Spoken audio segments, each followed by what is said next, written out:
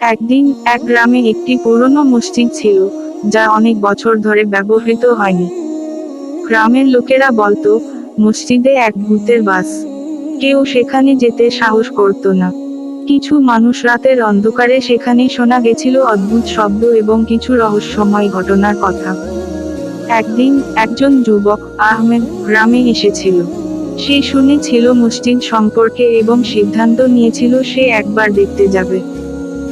গ্রামের প্রবীণরা তাকে অনেক সাবধান করেছিল, কিন্তু আহমেদ ভয় পিছিয়ে না গিয়ে সে একদিন সন্ধ্যায় মসজিদে গিয়ে উপস্থিত হলো। মসজিদে প্রবেশ করতেই সে কিছু অদ্ভুত শব্দ শুনতে পায়।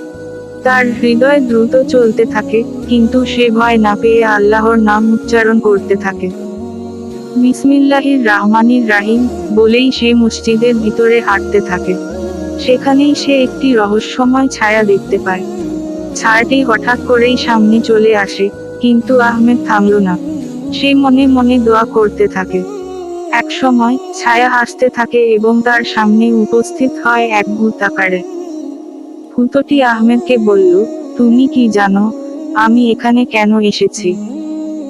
আহমেদ সাহস করে উত্তর দিল, আমি জানি না, কিন্তু আমি জানি যে আল্লাহ ছাড়া আর কোনো শক্তি আমাদের কষ্ট দিতে পারে না।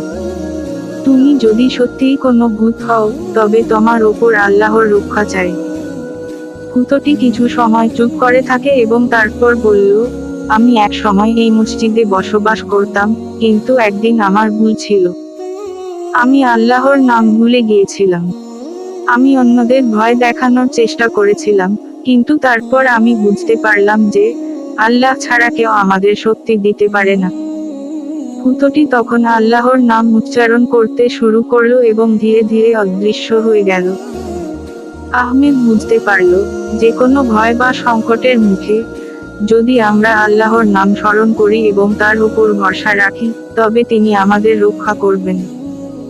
গল্পটি শেষ হওয়ার পর আহমেদ মসজিদ থেকে বের হয়ে গ্রামের লোকদের বলল, ভয় না পেয়ে আল্লাহর নাম স্মরণ করলেই সব কিছু শান্ত হবে।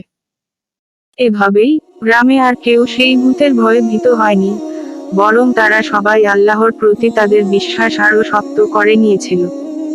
শিক্ষা: এই গল্প থেকে আমরা শিখতে পারি যে ভয় বা আতঙ্কের মাঝে আল্লাহর নাম স্মরণ করলে সব ভয় দূর হয়ে যায়। আল্লাহর সাহায্য ছাড়া কিছুই সম্ভব নয়।